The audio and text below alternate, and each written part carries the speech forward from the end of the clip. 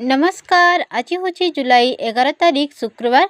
मु आपणों नहीं आसी अमित ओडिया टीवी रे आज सकाल ताजा खबर। आसतु जानिबा आजिर खबर गुड़िक।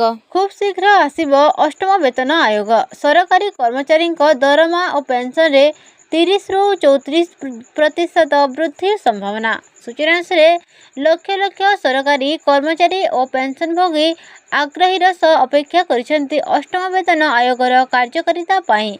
एक रिपोर्ट अनुଯାୟୀ ଏହି आयोग दरमा और पेंशन रे 30 रु 34% वृद्धि आनीपारे, जहाँ प्राय 1.1 कोटी लोकों को उपकृत करिवो। यह आम्बिट कैपिटाल एक रिपोर्ट रु उद्धृत होई दि इकोनॉमिक टाइम्स रे प्रकाश पाई। नया वेतन स्केल जनवरी 2026 रु लागू होवार संभावना रही। परवर्ती खबर है रेलवे रे ए वर्ष मिलिब 50,000 चाकरी। 9,000 नियुक्ति पत्र पठाई सारे आरआरबी। सूचना अनुसार आर्थिक वर्ष 2025-26 रे रेल नियुक्ति बोर्ड 50,000 नियुक्ति प्रदान करिवो। चलित आर्थिक वर्ष प्रथम त्रैमासरे 9,000 नियुक्ति करिछि रेलवे। परीक्षा केन्द्र गुड़िक परीक्षार्थी घर निकट में जेभली रहिबो से संपर्क में पदक्षेप ग्रहण करा जायछि। एथिरे महिला एवं दिव्यांग को ध्यान में रखा जायछि। परवर्ती खबर है भारत उपरे 500% शुल्क लगाइब अमेरिका। ट्रम्प कहले यह संपूर्ण मो पसंद। सूचना अनुसार रूस सहित भारतर वाणिज्यिक संबंध भर थिबारु अमेरिका एही पदक्षेप नहीं पारे। ए संपर्कित एक प्रश्न रे अमेरिका राष्ट्रपति डोनाल्ड ट्रम्प भारत उपरे 500% शुल्क लागू करने नहीं इशारा करिसेंती। यह संपूर्ण तांका पसंद बोली ट्रम्प कहिसेंती।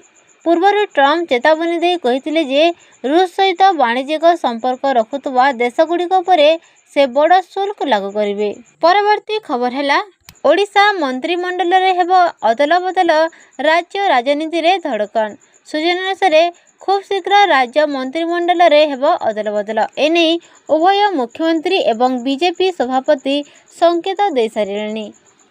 फल नहीं वर्तमान राज्य राजनीति रे धड़कन बारे लगी। लोकसभा भवन ठारू आरंभ कर राजधानी प्रमुख खटीगुड़िक एने आलोचना आरंभ हो जाइछि। तेबे एही मंत्रिमंडल अदल बदल तथा संप्रसारण नहीं विभिन्न चर्चा आरंभ हो जाइछि। परवर्ती खबर है प्रधानमंत्री नरेंद्र मोदी नाम्बिया सर्वोच्च नागरिक सम्मान order of the most assistant Welwitschia mirabilis मिली। नाम्बियार राष्ट्रपति नेतुम्बो नंदी नदायितवा प्रधानमंत्री मोदी को यही सम्मान प्रदान करछंती। एही पुरस्कार पाइबारे मोदी होइछंती प्रथम भारतीय नेता। एही पुरस्कार ग्रहण करिबा परे मोदी याकू भारतर 140 कोटी नागरिक एवं भारत और नाम्बिया मध्य थिबा ऐतिहासिक तथा स्थायी संपर्क को उत्सर्ग करथिले। परवर्ती खबर है एही विधायक मानक मिलिब खाली थिबा 6 मंत्री पद। मनमोहन कले खुलासा। सूचना अनुसार राज्य में भाजपा सरकार गठनर गोटे वर्ष पूर्ण हो सारी। मुख्यमंत्री मोहन चरण माझी अध्यक्षत सरकार कार्यक्रम जारी रखिछंती। मुख्यमंत्री सह तांका मंत्रिमंडल रे 16 जन मंत्री रहिछंती। यह बाद 6टी मंत्री पद वर्तमान सुधा खाली रही। खूब शीघ्र पदवी पूरण हेबो बोली भाजपार नुआ राज्य सभापति मनमोहन सामल सूचना देछंती। परवर्ती खबर है अमेरिकार 3टी एक्शन 24 घंटा रे पुटिन करिवे आत्मसमर्पण।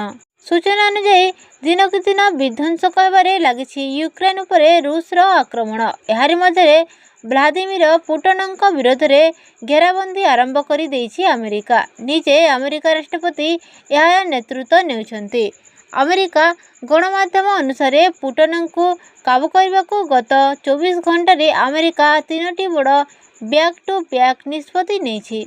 परवर्ती खबर है वर्षा को नहीं बड़ सूचना। वर्षा को नहीं आज येलो वार्निंग जारी करिछि पाणीपाग केन्द्र। बालेश्वर भद्रक जाजपुर केन्द्रापड़ा कटक जगतसिंहपुर सुंदरगढ़ झारसुगुड़ा बरगढ़ संबलपुर देवगढ़ अनुगुल ढेंकानाल केन्दुझर मयूरभंज पुरी खोर्धा नयागढ़ गंजाम और गजपति भली जिलागुड़ी को सतर्क रहिबाकू परामर्श दिया जायछि। मध्याह्न संध्या समय एही सबु जिलागुड़िकर गोटे किंबा 2टी स्थान रे घड़घड़ी सह झटका पवन 30 ରୁ 40 କିଲୋମିଟର ପ୍ରତି ଘଣ୍ଟା ହେବାରେ ପୂର୍ବାନୁମାନ କରିଛି।